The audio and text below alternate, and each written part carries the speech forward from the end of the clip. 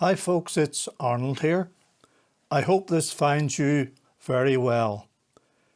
It is probably the most famous ship ever built, and yet it sank on its maiden voyage. The story of the Titanic still grips the imagination of millions, even though the disaster happened over a century ago. What mistakes were made, and more importantly, what can you and I learn personally from a Titanic mistake? The Titanic Museum stands in Belfast today. It tells the story of a ship that was lost, while its owner's white star bemoaned its sad fate. Human lives were its greatest cost. Titanic was deemed the unsinkable ship, built by experts to withstand any gale, but it sank on its maiden voyage to New York when an iceberg caused this great ship to fail. My maternal Grandad helped build this ship, and no one doubted its great workmanship. Grandad and the others simply followed the plans. But this was not an unsinkable ship. Titanic had many compartments built in, designed, they said, to keep damage contained. But when an iceberg ripped open a number of these, that flawed concept was all that remained. Sea water poured over from one to the next. Soon this huge ship began to go down. Less than 3 hours later, not a cry could be heard as icy waters swallowed all sounds. 1,500 precious souls perished that night, remembered still more than a century on. Leonardo DiCaprio's depiction of Jack, a sad reminder of those who have gone. Warnings of icebergs had been largely ignored. Captain Smith had made speed a priority, but that meant steering the ship further north, the very place where icebergs might be.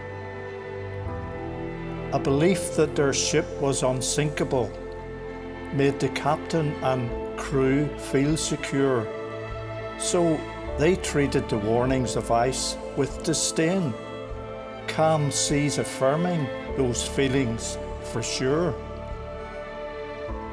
Icebergs are deceptive, as the crew were aware.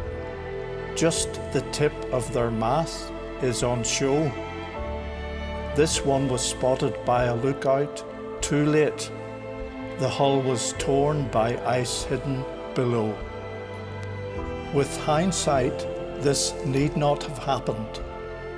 Ice warnings were received more than twice, but the captain and crew were complacent, and many souls paid the ultimate price. Like those on Titanic, we are sailing through life on an ocean where icebergs may seem fake. So we desperately need wisdom and foresight to avoid a Titanic mistake. Am I thinking my life is unsinkable? Am I sailing without thought or a plan? Like so many hoping all will be well if I keep doing the best that I can. We divide our lives into compartments. Let's keep each one separate, we might think. But damage to one can affect all the rest. Then, like Titanic, we'll start to sink. The folks on Titanic felt safe and secure until their ship struck an iceberg that night. Then fear of the unthinkable happening caused great chaos, soul-searching, and fright. Experts can advise how to navigate life.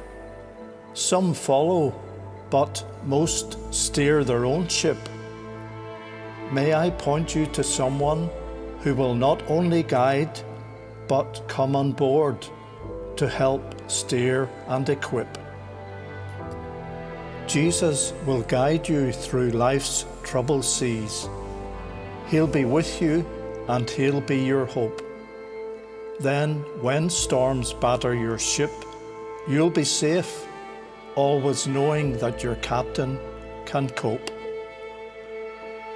You might ask why I trust him above anyone else. He's been my captain more than 50 great years. His love, care, and guidance has never failed once throughout my life's laughter and tears. If you ask him to help you, he will never refuse a request that comes straight from your heart. Then you'll never repeat the Titanic mistake. With this captain, you'll be safe from the start.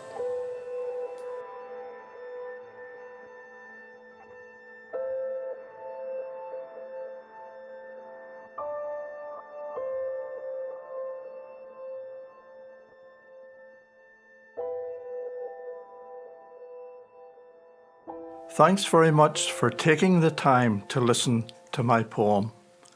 I hope it was enjoyable and helpful to you. Please feel free to share it with anyone you think might appreciate it.